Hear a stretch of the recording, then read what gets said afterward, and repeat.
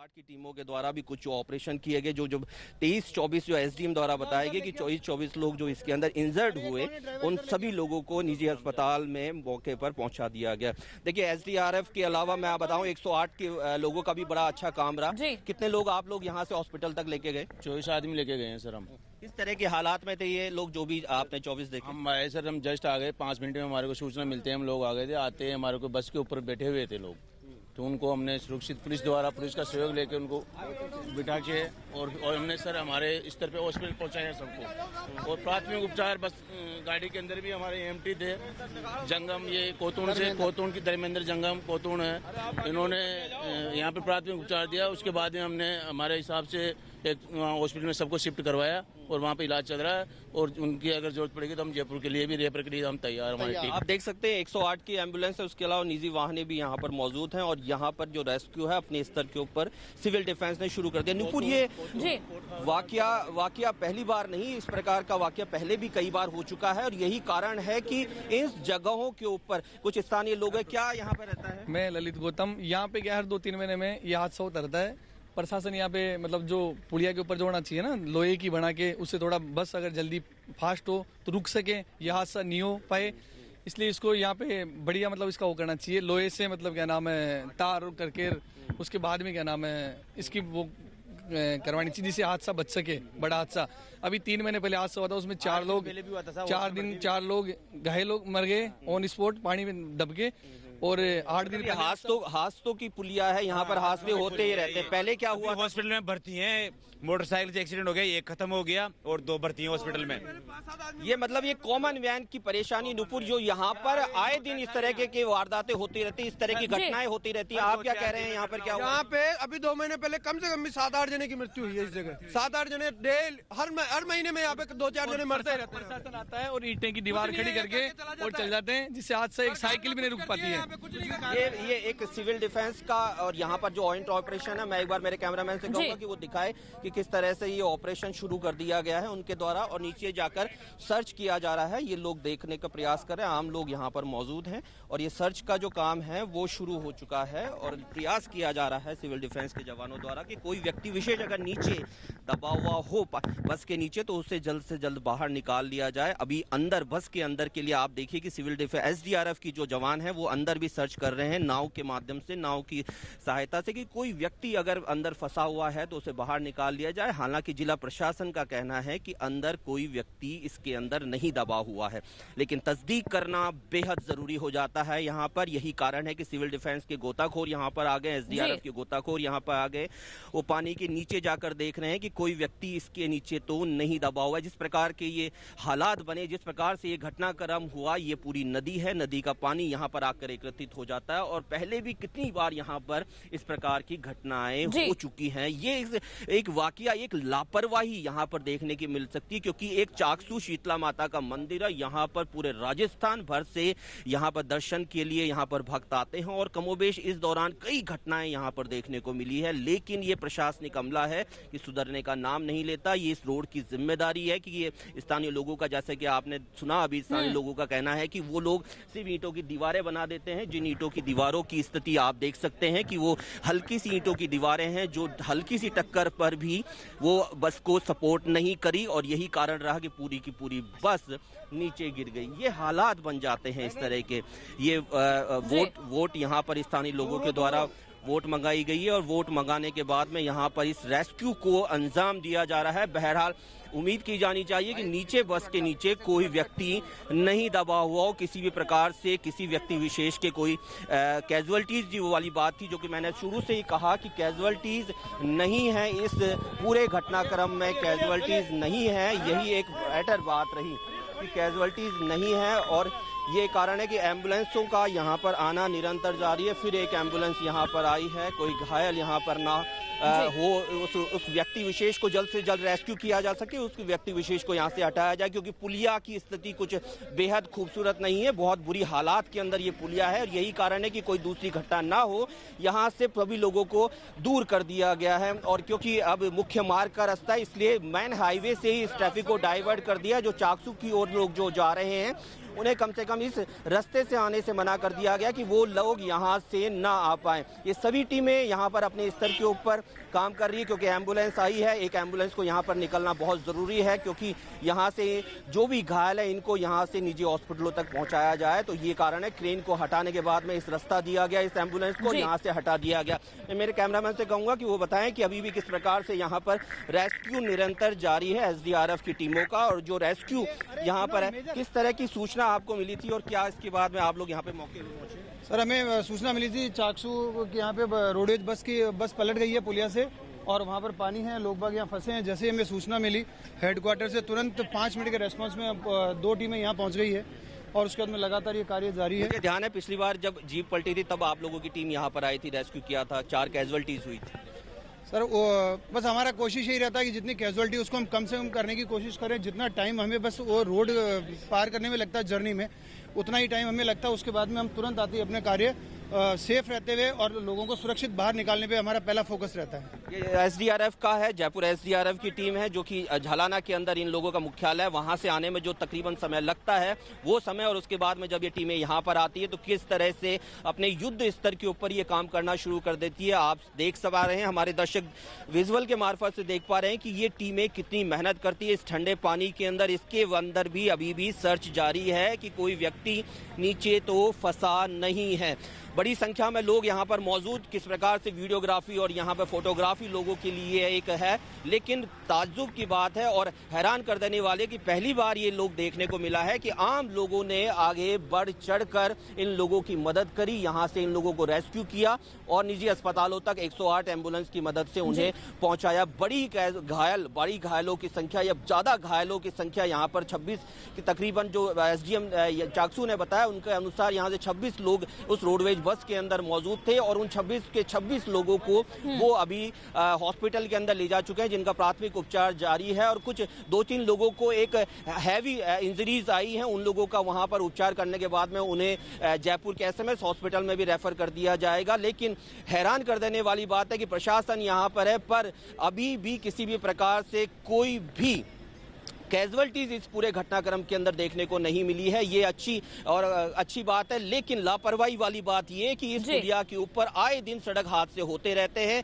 ये दुर्घटनाएं होती रहती है। खाना पूर्ति की बात की जाए, स्थानीय लोगों का जो गुस्सा है वो साफ देखा जा सकता है कि यहाँ पर महज एक परमानेंट अच्छी बैरिकेटिंग करने के बनस्पत सिर्फ ईंटों की दीवार खड़ी कर दी जाती है, और ईंटों की दीवार खड़ी करने से आप बेहतर तरीके से समझ सकते हैं कि ईंटों की दीवार एक बस का वेग, एक बस की को किस तरह से रोक पाते हैं। ये एसडीआरएफ के जवान आपके सामने किस प्रकार से प्रयास कर रहे हैं कि जल्द से जल्द इस बस को क्रेन की सहायता से ऊपर निकाल लिया जाए, जिससे इस बस के नीचे दबे हुए लोगों के बारे में कम से कम पता चल सके कि कोई लोग नीचे तो नहीं दबे हैं। मैंने पहले भी कहा था कि इस प्रकार की कोई पुष्टि जिला प्रशासन के द्वारा या स्थानीय लोगों के द्वारा नहीं की गई कि कोई व्यक्ति विशेष की यहाँ पर कैजुअल्टी हुई है, क्योंकि टोंक से ये बस जयपुर आ रही थी। तो आप समझ सकते हैं कि लोगों के अंदर कितनी परेशानी होगी।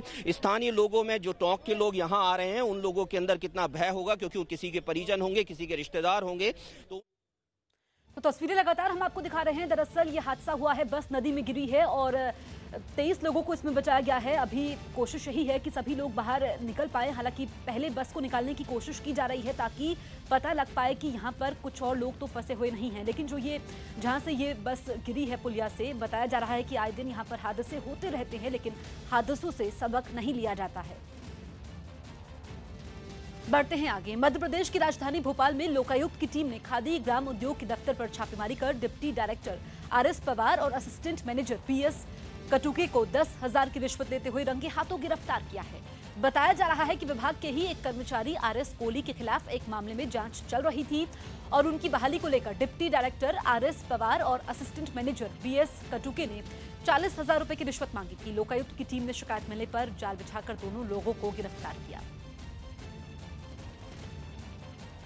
खादी ग्राम उद्योग के मुख्यालय में आप देख सकते हैं लोकायुक्त की टीम मौजूद है। यहाँ पर रंगे हाथों जो है रिश्वत लेते यहाँ के डिप्टी डायरेक्टर और एक दूसरे अधिकारी को पकड़ा है और यहाँ पर अधिकारी लगातार कार्रवाई भी कर रहे हैं। आप देख सकते हैं यहाँ पर रिश्वत लेते हुए 10,000 की रंगे हाथों गिरफ्तार लोकायुक्त की टीम ने किया है। बताया जा रहा है कि एक अधिकारी की जो है विभागीय जाँच चल रही थी और इसी विभागीय जाँच में क्लीन चिट देने के लिए 40,000 की रिश्वत डिप्टी जो डायरेक्टर हैं उन्होंने मांगी थी और इसमें से 10,000 की रिश्वत आज देनी थी। श्री SR कोहली जी, जिनके खिलाफ विभागीय तौर पे जांच चल रही है, इनकी विभागीय जांच को समाप्त करने के संबंध में, निलंबन के बहाली के संबंध में इनसे रिश्वत मांगी जा रही है। इनके द्वारा जब शिकायत की गई, शिकायत का वेरिफिकेशन करने के बाद आज जो सहायक प्रबंधक श्री भीमजी शिवजी कटुके को रिश्वत लेते गिरफ्तार किया गया है और इनके उपसंचालक श्री शेषराव पवार जी के खिलाफ भी कार्रवाई चल रही है। उसको मैंने शिकायत की थी, मेरे को बहाल कराने के लिए 40,000 की रिश्वत की मांग की जा रही थी और आज 10,000 रुपये मैंने दिए यहाँ। तो 10,000 रुपये जो है लोकाई टीम अभी कार्रवाई कर रही है। नहीं, कोई आरोप नहीं सर, ना कोई रिश्वत ली। मैं तो आज मीटिंग में था ना, अभी आया हूँ मैं 7 बजे मीटिंग से, मतलब वल्लभ भवन से, मतलब है ना। और ऐसा कोई मामला ही नहीं है, ना कभी उनसे बात हुई। नहीं, मेरे को तो कोई ना मैंने कुछ लिए, ना मेरे से कोई बात हुई, ना मैंने कोई लिफाफा लिया, ना मैंने कोई पैसे की बात हुई। अब ये तो अब ये कार्रवाई कर रहे हैं, तो यही अब जो जांच में है वो क्लियर हो जाएगा। दिल्ली के संसद मार्ग थाने में महिला कांग्रेस के कई कार्यकर्ता प्रियंका गांधी के खिलाफ सोशल मीडिया में हो रही मीडिया में अभद्र टिप्पणी की शिकायत दर्ज करवाने पहुंचे। इन कार्यकर्ताओं ने बीजेपी पर प्रियंका गांधी का अपमान करने का आरोप लगाया और इस तरह की टिप्पणी करने वालों के खिलाफ कार्रवाई करने की मांग करते हुए संसद मार्ग थाने में शिकायत दर्ज करवाई। इसके बाद थाने के बाहर जुटी इन कार्यकर्ताओं ने नारेबाजी कर विरोध भी जताया।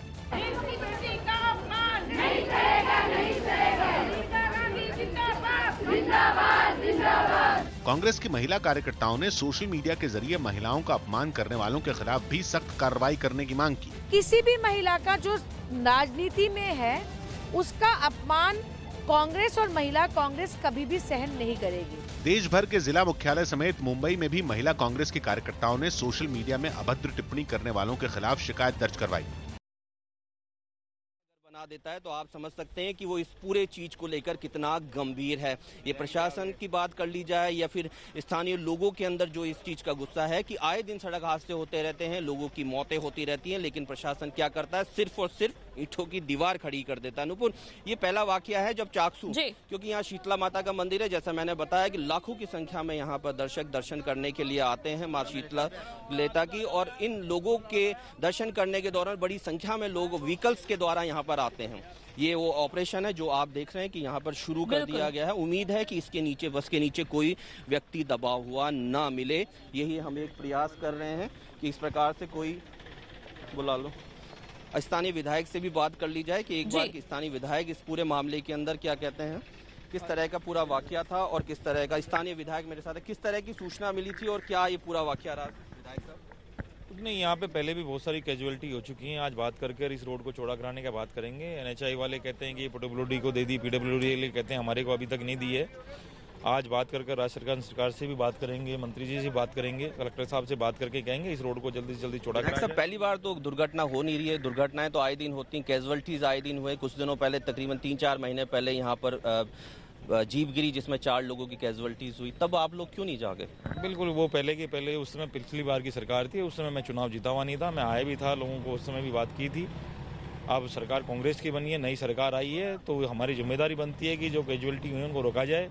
और ये पॉइंट को एक तरह से ये मौत का कुआं बन गया है। ये कम से कम नहीं आते 4-5 कैजुअलिटी मेरे सामने देखिए हो चुकी हैं। लेकिन हमारी अमन मंशा अभी कलेक्टर साहब से बात भी हुई थी और अभी और दोबारा बात कर राज्य सरकार से जो भी पॉसिबल हो सकता है जल्दी से जल्दी इस पॉइंट के लिए करा जाएगा। आपकी सरकार के द्वारा कुछ मंत्री भी होंगे, उन लोगों ने कुशल क्षेम के बारे में कुछ पूछी आपसे, क्या अपडेट लिया अभी तक? नहीं, बिल्कुल बात हुई थी। मुख्यमंत्री जी का पहले भी जब बस पलट गई थी उस समय भी फोन आया था, अभी भी बातचीत हुई थी घटनास्थल पर। मैंने कहा था मैं अभी जाके और बात कर लूंगा, जो भी बात होगी अभी उनको बता दिया जाएगा। ईंटों की दीवारी बनेगी या इस रोड को चौड़ी करने का कुछ प्रावधान बनेगा, या कुछ फ्यूचर के अंदर आप लोगों के पाइपलाइन के अंदर कुछ प्लान है इस रोड के बारे में कुछ सोचने का? पाइपलाइन का प्लान है, बिल्कुल इसको 4 लाइन कराने का प्रयास किया जाएगा इस रोड को। और जो मेन चीज़ है इनको अगर अभी रोड अगर दोबारा से इसको बनाया जाएगा तो सरिया एंगल लगा के इसको पैक किया जाएगा। तो आप आश्वस्त करते हैं यहाँ के लोगों को कि यह रोड है जो पूरी तरीके से मजबूत तरीके से दोबारा बनाई जाएगी और चौड़ी कर दी जाएगी या एंगलिंग करेगी? 100% बना दी जाएगी और जल्द से जल्द इसका काम शुरू किया जाएगा। आश्वासन करने की जरूरत नहीं है, जल्दी से जल्दी इसका काम शुरू कराया जाएगा और आरसीसी के एंगल लगाए जाएंगे, जिसे मजबूत लोहे के एंगल लगाएं जब तक काम नहीं हो। बाकी हम इसको कोशिश करेंगे, इसको 4 लाइन करा के जल्दी से जल्दी काज करेंगे। चलिए, बहुत बहुत शुक्रिया। तो स्थानीय विधायक को आप सुन रहे थे और सवाल ये खड़ा होता है कि हादसों के बाद ही सबक लिया जाता है। अब जिस पुलिया से ये बस गिरी है, रेस्क्यू ऑपरेशन जारी है, इसको चौड़ा करने की बात सामने आ रही है और बताया जा रहा है कि अभी तक 23 यात्रियों को बचा लिया गया है। बस को बाहर निकालने की कोशिश है, उसके बाद ही पता चल पाएगा कि कुछ और लोग तो दबे हुए नदी में गिरे हुए नहीं हैं। बढ़ते हैं आगे। बुलंदशहर में वन विभाग की टीम ने नाले में गिरे एक हिरण की जान बचाई। यूपी के बुलंदशहर में वन विभाग की टीम ने नाले में गिरे हिरण को रस्सी की मदद से बाहर निकालकर उसकी जान बचाई। मध्य प्रदेश के झाबुआ में बस स्टैंड पर खड़ी एक गाड़ी में आग लगने के बाद अफरा तफरी मच गई। यूपी के आजमगढ़ में दारोगा को अपशब्द कहने के आरोप में पुलिस ने बीजेपी नेता रामविलास साहू को उसके घर से गिरफ्तार किया। यूपी के फिरोजाबाद में मामूली विवाद पर एक लड़की ने अपने भाई के साथ घर में घुसकर पड़ोसी की पिटाई की। बिहार के सहरसा में जमीन बंटवारे को लेकर हुए विवाद में एक आदमी ने अपने ही पिता की बीच सड़क पर बेरहमी से पिटाई कर दी। अखिलेश यादव ने सीएम योगी की फिल्म देखने पर तंज कसते हुए कहा कि किसान प्रदेश में आत्महत्या करने पर मजबूर हैं और मुख्यमंत्री जी मनोरंजन के लिए फिल्म देखने में व्यस्त हैं।